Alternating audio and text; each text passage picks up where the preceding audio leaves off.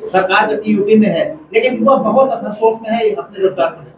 देखिए, अभी कुछ दिन पहले जो पुलिस की भर्ती हुई उसके एक साथ प्रमाण पत्र लखनऊ के स्टेडियम बांटे गए, और ऐसा पहली बार हुआ। इतनी बड़ी संख्या में बिना किसी को पर्ची खर्चा दिए हुए ईमानदारी से जो भी योग्य है उसको नौकरी देने का काम इस सरकार ने किया है। जहां पूर्व की सरकार में, अखिलेश यादव की सरकार में पहले फर्जी डिग्री मिलती थी, फिर उनको फर्जी तरीके से नौकरी दी जाती थी और पैसा वसूला जाता था, उसके विपरीत इस सरकार में पारदर्शी तरीके से सब कुछ देने का काम हुआ है।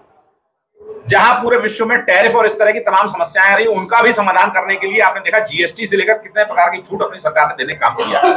तो नौजवान जानता है कि उसका भविष्य अगर किसी के नेतृत्व में सुरक्षित है तो आदरणीय प्रधानमंत्री नरेंद्र मोदी जी और उत्तर प्रदेश के मुख्यमंत्री योगी जी के नेतृत्व में है, और नौजवान हमारे साथ 27 में पूरी ताकत साथ जुड़े। लेकिन पेपर लीक का भी मामला बहुत ज्यादा होता है, इस पर किस तरह से पेपर लीक को पकड़ा भी अपनी सरकार में आता है, कठोर कार्रवाई भी होती है, और आपने देखा है पुलिस भर्ती में इतनी बड़ी पुलिस भर्ती को ईमानदारी से करने का काम भी अपनी सरकार ने किया। क्या लग रहा है, नेपाल के बाद अब भारत का भी नंबर है इस चीज में? ऐसा विपक्ष का लोग कहना है कि राजनीतिक सत्ता मतलब एकदम सीधे उखाड़ के फेंक दिया गया। देखिए, ऐसा है, ने दिखाया वहां जिस देश की जो परिस्थिति है, तो उस देश के नौजवानों में वैसा असंतोष रहा होगा, तो वैसी परिस्थिति रही होगी। लेकिन अस्थिर लोकतंत्र किसी भी देश के लिए अच्छा नहीं।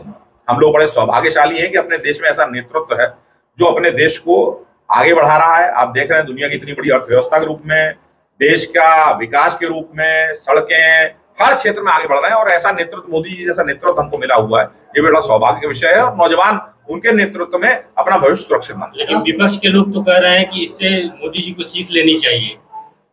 देखिए, ऐसा विपक्ष के लोगों ने जब उनके पास ताकत थी तो क्या किया, ऐसा ना किया होता तो आज उनकी स्थिति ना होती। विपक्ष के लोग कहते कुछ है और करते कुछ हैं। विपक्ष के लोग जो हैं पहले ईवीएम चिल्लाते हैं, फिर ईवीएम से शांत हो जाते हैं, कुछ प्रदेशों में जीत जाते हैं, वहां ईवीएम को दोष नहीं देते हैं, उसके बाद जो है अब वो जो है वोटर लिस्ट की मामले को उठा देते हैं।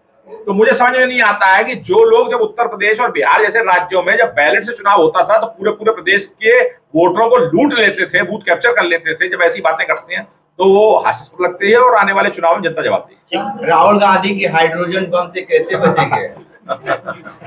देखिए, ऐसा है, जवाब देना पड़ेगा आपको। मेरा मानना ये है कि राहुल गांधी जी के सारे बमों का जवाब जो है जनता रूपी जो है वो एटम बम दे देगा।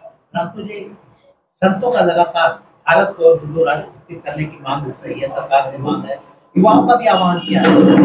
ऐसे में आज धीरेन्द्र शास्त्री वाराणसी थे, उन्होंने कहा कि भारत को हिंदू राष्ट्र बनाना चाहिए, नेपाल को भी हिंदू राष्ट्र पहले की तरह बनाना चाहिए। युवाओं को आप इससे किस तरह से आह्वान करेंगे उनके?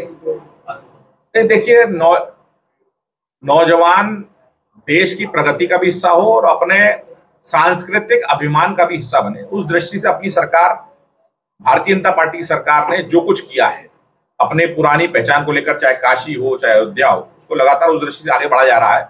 और देखते हैं आगे क्या होता है। नौजवान उत्साहित है, हम नौजवान तो चाहते ही हैं कि ऐसा हो जाए, ऐसी कोई दिक्कत नहीं। बनना चाहिए, बिल्कुल बनना चाहिए।